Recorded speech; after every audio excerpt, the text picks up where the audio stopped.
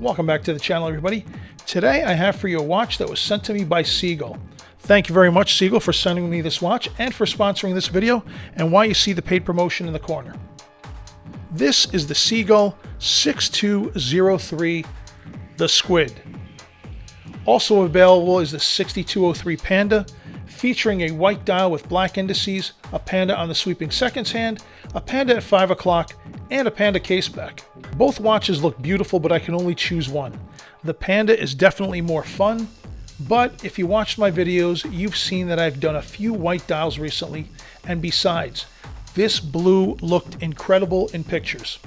In person, it's even better. What I really liked most about this watch is how it's an homage blend. You're not looking at one specific homage. You could see a little Seamaster, a little Submariner, and a little Black Bay in this watch. And if it weren't for one thing, this could have been the best AliExpress watch I've ever gotten. Back in March, I posted a video ranking the 39 AliExpress watches that I own. That number has now grown to 49 AliExpress watches, and this could have been seated at the big boy table. I usually kick things off by showing the packaging and going over the dimensions.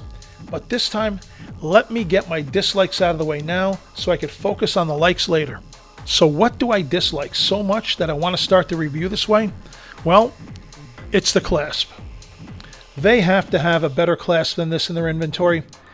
It's a signed clasp, which is nice, but only 3 positions of micro adjust, and it's a pressed metal. Now I know you loyal subscribers to the channel will say, but wait, why is that a big deal?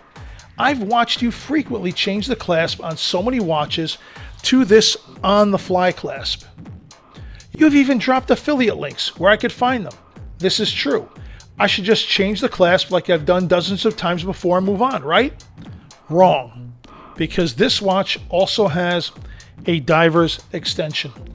I've got 18 millimeters at one end and 10.5 millimeters or 11 at the other. And it's pinned. I tried every possible way to get this to work. I tried incorporating the extension into an on-the-fly clasp. Nope, there's no place for the extension to fold into. I removed the extension. I figured I'll secure the 8mm link to the 18mm end of the clasp with a 1.5mm spring bar. Nope, won't fit through the hole in the link. So I tried a 1.2mm spring bar and it fit. But the ends of the 1.2mm are so small, they fall right through the holes of the clasp. Plus, I really wasn't thrilled with the idea of a 1.2mm spring bar going through an 11mm thick link, literally the weakest link, keeping this watch on your wrist. So I wound up putting it all back together. And I really could have used that on-the-fly feature. I took this watch with me on a business trip to Las Vegas. I was hoping to wear it and get some B-roll for this video. But it was hot, as high as 122 degrees Fahrenheit, 50 degrees Celsius. Having a way to adjust the clasp on the fly would have been welcomed, but instead, this got tight and I wasn't in the mood to wear it.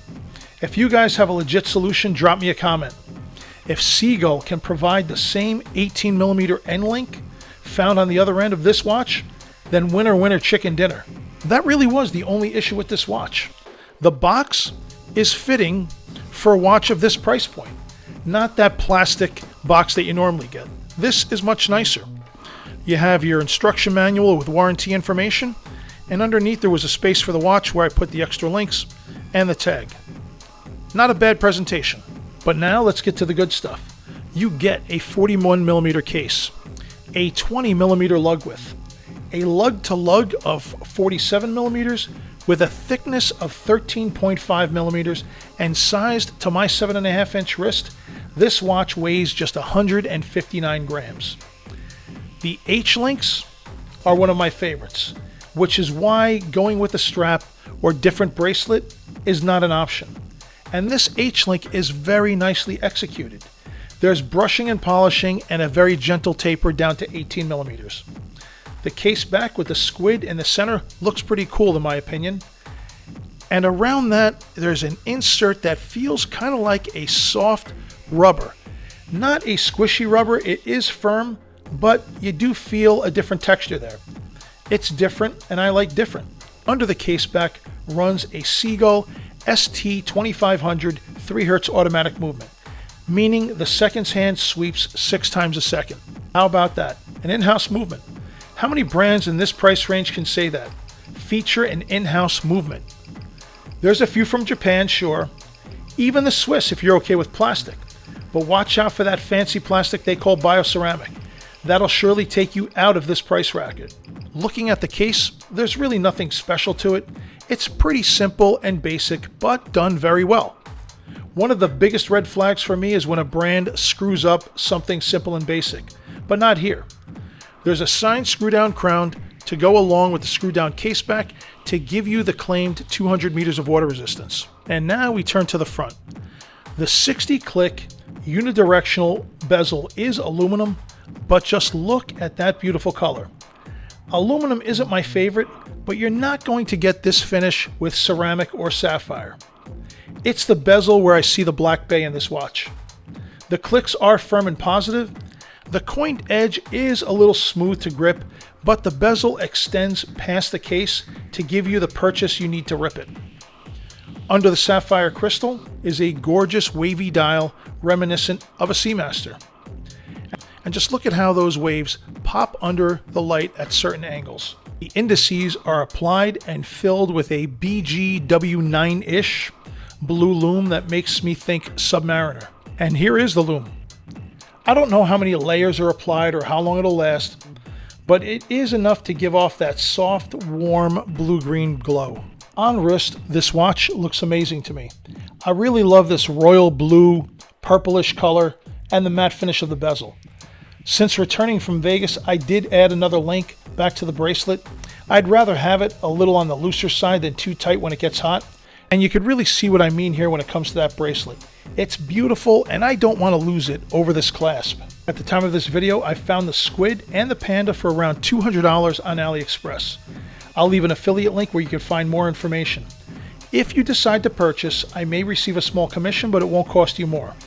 And the price could drop even further during an AliExpress sale, so keep checking and clicking on the link.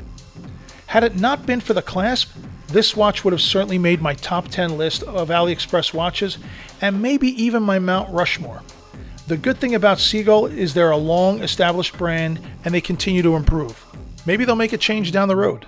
And to everyone watching who's not subscribed, I hope you make a change and subscribe to the channel. Let me know what you think by dropping me a comment. And hitting that like button really helps the channel and YouTube's algorithms, so take a second to like. Thanks as always for watching, and I'll see you in the next video.